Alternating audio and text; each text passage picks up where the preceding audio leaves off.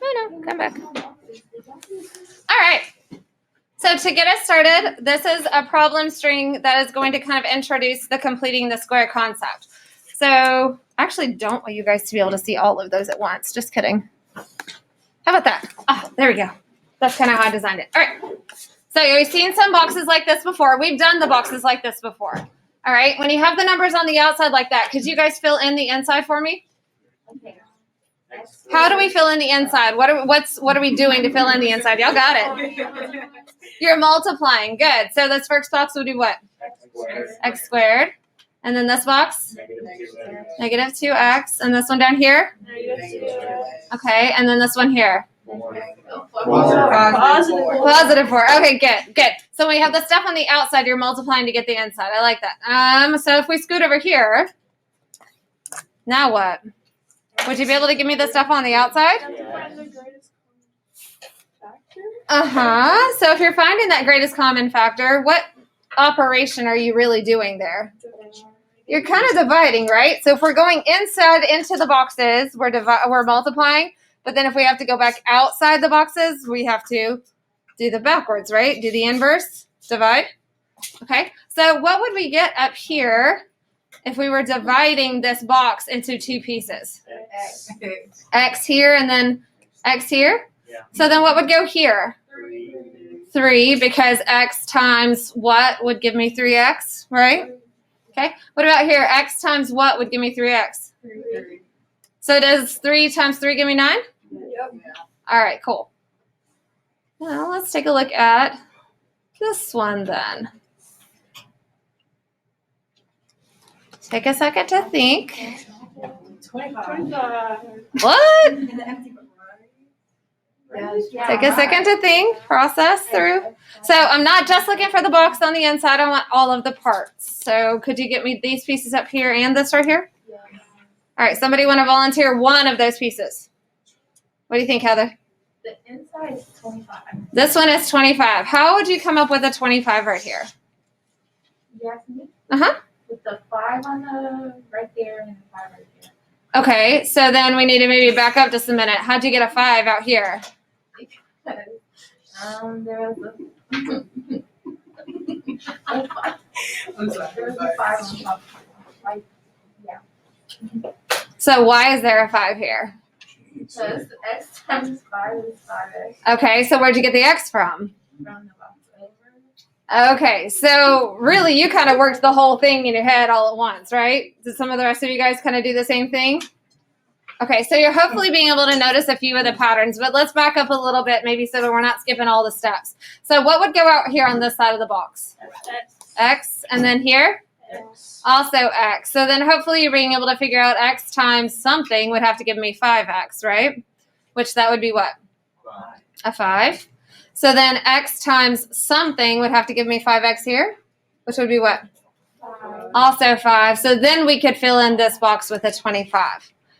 All right, what kind of patterns or relationships are you guys noticing in these boxes? So I'm going to zoom out a little bit to help you guys be able to see what we've done so far. Okay.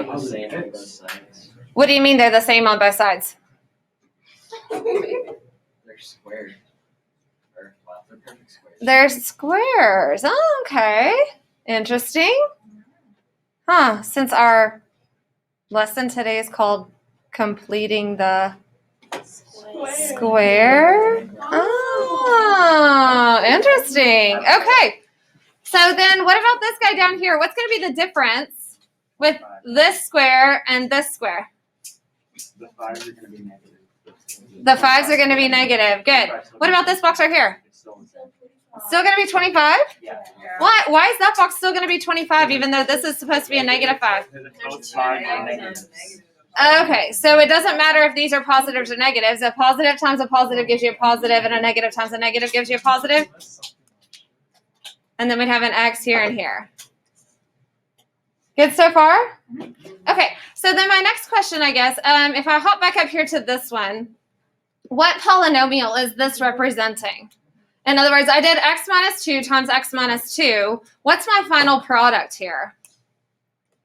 X squared minus 4x plus 4. X squared minus 4x plus 4. Yeah, x squared minus 4x plus 4. You guys good with that? Oh, yeah. Yeah, y'all remember we can combine those two like terms? Okay, does this equal that?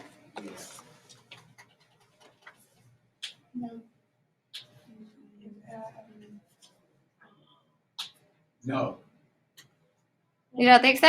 I know so. Why not? You know so. Because that's basically saying x minus 2 plus x minus 2. No, they are the Times same x minus thing. 2. But it's the same. So when I write it with a little square like this, what does that little square mean? That means Okay, so it would mean like Times x minus 2 times x minus 2, right? So it's not- Is that what we did up here? Is x minus 2 times x minus 2? No? That is what we did, right? Wait. Okay, so is this equal to this? Yeah. Yeah, those two should be equal to each other. All right, so then what about over here with this one? X squared plus 6x plus 9. X squared plus 6x plus 9 is equal to X plus 3. x plus 3 squared. Okay, so then down here on this one, what does it represent? X squared plus 10x plus 25. X squared plus 10x plus 25 Yes. is equal to X plus 5. x plus 5 squared. Okay, and then one more over here. What is it? X squared minus 10x plus 2. Minus 10x. Why do y'all stop as soon as I start talking? I'm I'm not talking that loud. Not yet. And that's equal to what? X minus 5. X minus 5 If I'm going talk. squared. Okay, I want you guys to take just a minute. Okay, nobody say anything. I just want you to process. I want you to think in your heads. I want you to see if there's a relationship between the things that we're multiplying on the outside and the product that we're getting on the inside. Like, can you see any patterns behind the numbers? Yes, there's a relationship because one's the product of the other, right? But do you notice any patterns, or can you see any patterns in the numbers themselves? Okay, don't say anything out loud. Just see if there's any kind of patterns that you can recognize.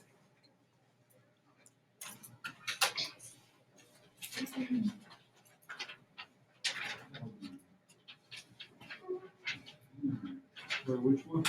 All 4 of them. Just in general, can you kind of generalize a pattern, or is there a pattern that you see?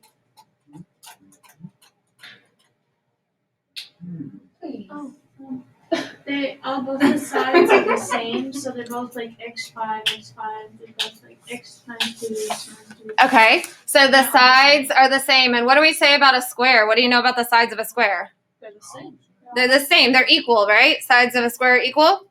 Okay, so that's definitely part of the whole square concept. What else do you guys notice? Right.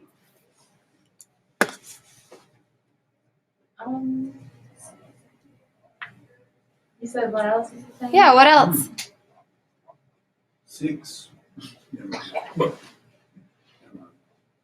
What? 6 plus 4 equals 10. You got All right. Is that right? 6 plus 4 equals 10. Okay. That's a negative. That's a negative 4. That's a negative 4. Okay. So not much of a relationship, not necessarily between the boxes, but within each box. Okay. All the ones on the bottom right are they're all fixed squares. Okay, can you say that just a little bit louder? All the boxes bottom right are perfect squares. The boxes on the bottom right of each of my squares are all perfect squares. Why is that? It's like a square. Because it's the same number being multiplied by each. Because it's the same number on the outside being multiplied by itself. Good. That was basically You're my smart. goal. That's not Ah. what you was trying to say. Anything else? Should there be more? All the numbers on the outside are prime. The numbers on the outside are prime. Good. That won't necessarily be the case, but because of my examples this time, that worked out. Okay. So I think you guys have kind of got some of the ideas. Let's hop down here. And I want to see, based off of what you got here. So I just put in an actual problem there. Oh, wait a minute. Now, is there any way that you could figure out how to get this guy right here? Could you get this into the boxes? Where would the pieces go? Do y'all think that maybe based off of some of the patterns up here with these, you could figure out where these numbers are going to go here? What do you think? Pick one and tell me where you feel like it might go. X squared is gonna go in the first box. Boom. X squared goes in the first box. Good. And then Okay. 20 squared is gonna go. Actually, you gotta split it It's up. gonna go 10x to 10x. Oh, so this 20x we got to split up between these two? Yes. Like 10x in one box and 10x in the other box. Oh, okay. Because, well, how did we get this 10x right here? You added it. No? Is that not? Because of those two, right? Yeah. How did we get negative 10x over here? We added those. We added those two together. So if I already know those are 20x, what would go in these two boxes? Oh. And then 20 in the bottom. Okay. So now that we have those parts, could you figure out what goes on the outsides here? Of course. What goes here? X. And here? 10. And here? X. And? 10. So then what's going to go here? 20. Oh. 100. Ah, there we go. Okay, so x squared plus 20x plus 100 is equal to x plus 10 squared? Yeah. And the Winston time. Okay, so the idea I want you guys to make sure that you're getting from this is that we're taking this 20x, we just divided it by 2 because we just put it in these two boxes, right?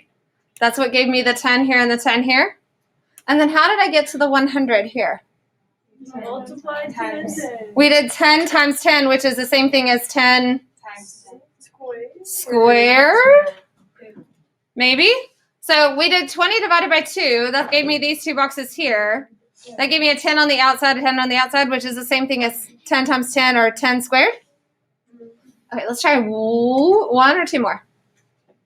Or 3 more. Oh. That's I'm going to scoot this one down a little bit so I have some room. Why is it pink?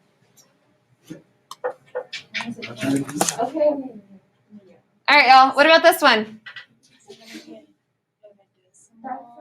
Ooh, why do you think this one might be a decimal? Because the 5. Okay, so we know we got to have an x squared here, right? How did I get these two boxes earlier? We have to divide the 5 by what? 2. So what if I write it as 5 over 2? Because 5 doesn't really divide by 2, right? So could I write it as 5 over 2x like this? And 5 over 2x? So what goes on the outside? X and 5 over 2 and x and 5 over 2. So then what would go here?